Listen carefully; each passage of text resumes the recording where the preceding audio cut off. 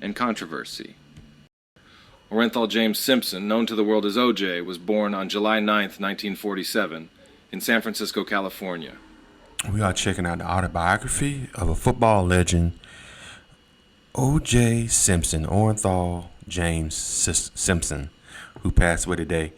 Rest in peace, O.G. Let's go and get back into it. Growing up in the housing projects of San Francisco, Simpson faced numerous challenges, including poverty and juvenile delinquency. However, he found solace and purpose in football, a sport that would ultimately shape the course of his life. Simpson's remarkable athletic abilities became evident during his high school years at Galileo High School in San Francisco. He earned all-city honors as a running back and was named to the All-American team as a senior. His impressive performance on the field caught the attention of several colleges, and he ultimately chose to attend the University of Southern California, USC, on a football scholarship. That's right. At USC, Simpson's football career truly blossomed. He became a two-time All-American and won the prestigious Heisman Trophy in 1968, recognizing him as the best college football player in the country. His speed, agility, and uncanny ability to evade tacklers earned him the nickname The Juice, a moniker that would stick with him for the rest of his life. After his successful college career, Simpson entered the 1969 NFL Draft and was selected as the first overall pick by the Buffalo Bills. He spent 9 seasons with the Bills, setting numerous rushing records and earning 5 Pro Bowl selections. In 1973, he became the first NFL player to rush for more than 2,000 yards in a single season, a feat that stood as a record for over a decade. Simpson's on-field success translated into off-field opportunities, and he became a popular figure in American culture. He appeared in television commercials, endorsing products such as Hertz rental cars and Pioneer Chicken. His charisma and good looks also landed him acting roles in films like The Towering Inferno, 1974, and The Naked Gun trilogy, 1988 to 1994, The Trial of the Century. However, Simpson's life took a dramatic and tragic turn in 1994. On June 12th, his ex-wife Nicole Brown Simpson and her friend Ron Goldman were found brutally murdered outside Nicole's home in Los Angeles. Simpson quickly became the prime suspect in the killings, and what followed was a legal and media circus that captivated the nation. On June 17, 1994, Simpson was scheduled to turn himself into the police but failed to appear. This led to a televised low-speed police chase, with Simpson riding in a white Ford Bronco driven by his friend Al Cowlings. The chase, which was watched live by millions of people, ended with Simpson surrendering to authorities at his Brentwood estate. Simpson's trial, dubbed the Trial of the Century, began on January 24, 1995, and lasted 9 months. The prosecution presented a wealth of physical evidence, including Hit that thumbs up button, guys. Thumbs up button. Let's get back into it. Rest in peace, O.J. blood samples and a bloody glove found at the crime scene that matched Simpson's DNA. However, the defense team, led by Johnny Cochran, argued that the evidence had been planted by racist police officers seeking to frame Simpson. The trial also brought to light issues of domestic violence, as Nicole Brown Simpson had previously reported incidents of abuse by O.J. Simpson.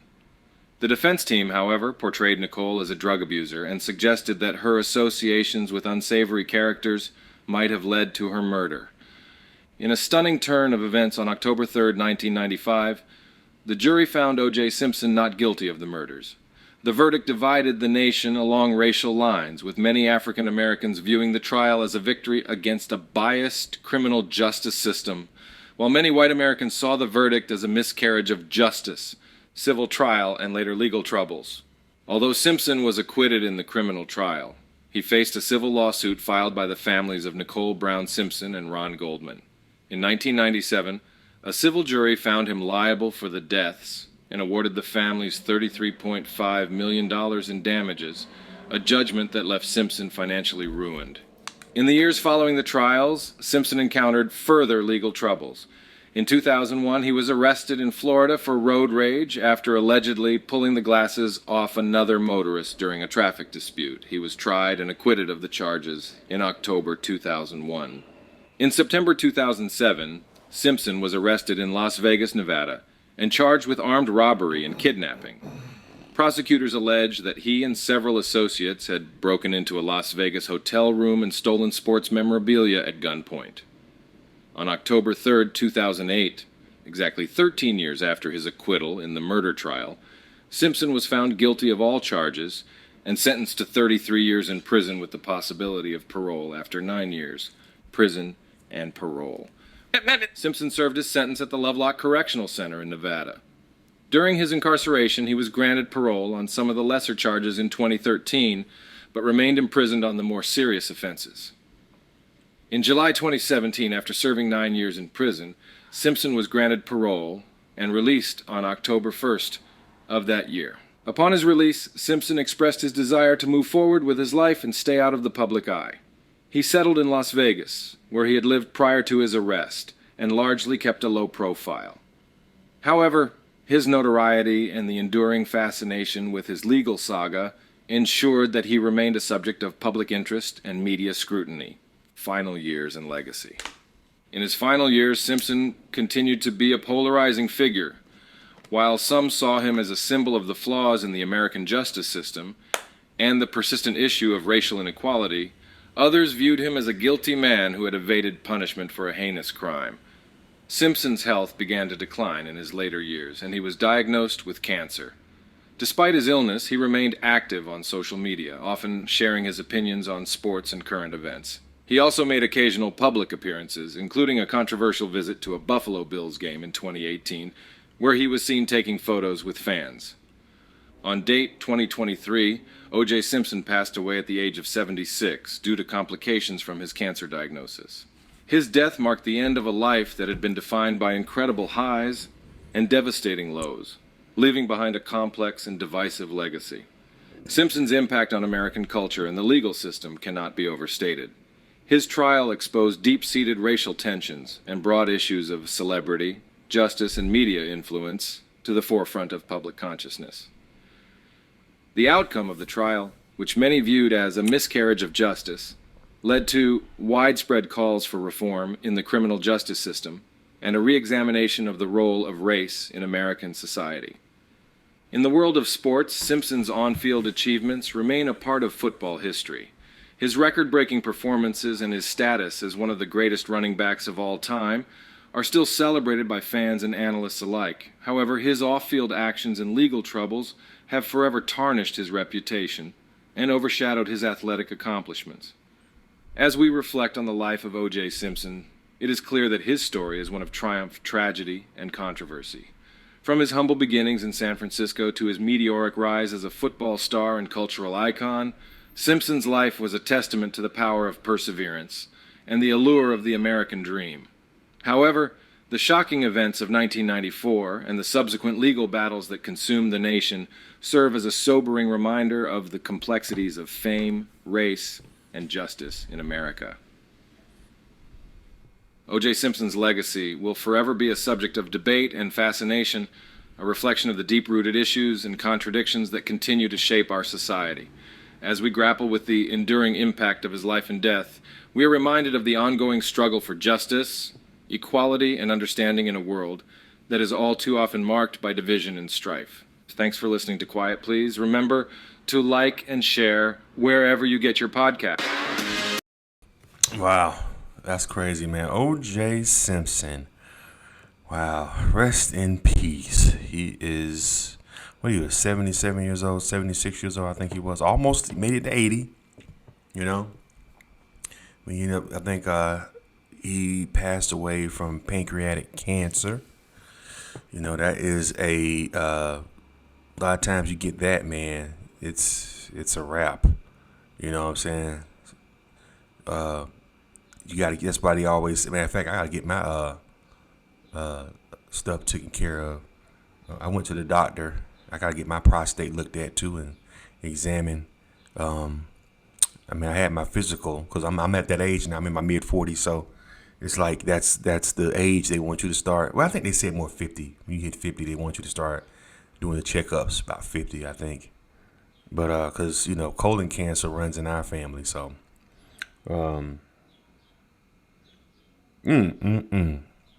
O.J. Simpson. It's funny. I can remember being a kid and we was in high. I think when the trial was going on.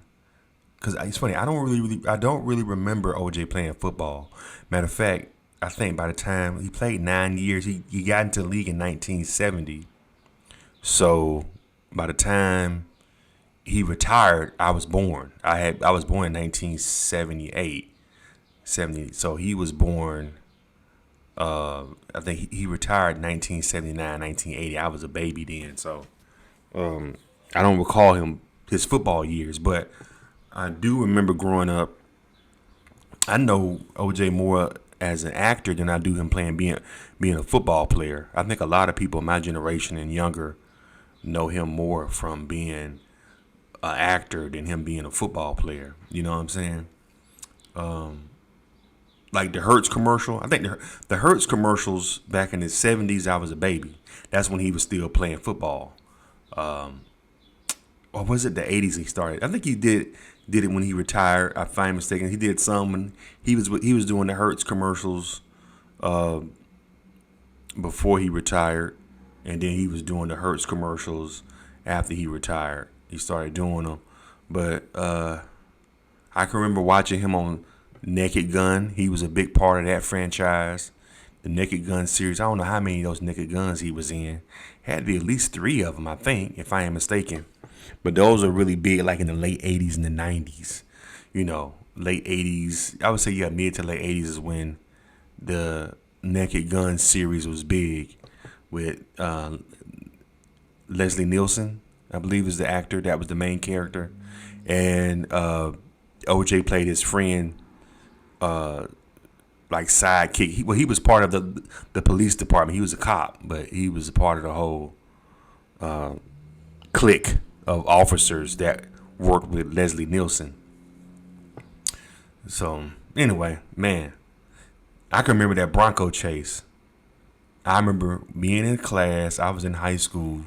I think that happened in '93, if I am mistaken. I think I might have been I was a freshman in high school. I had just got to high school when the OJ thing was going on. '93, '94. I had just got to Jones High School in Orlando, and I can remember watching it on TV. People were talking about it, and I remember the teacher heard about it from another teacher, and she came running into the class. They just came out with the OJ trial, and everybody, they turned the TV on. Everybody was quiet. I remember that. I remember them reading the verdict. Yep, I can remember before he went to trial, the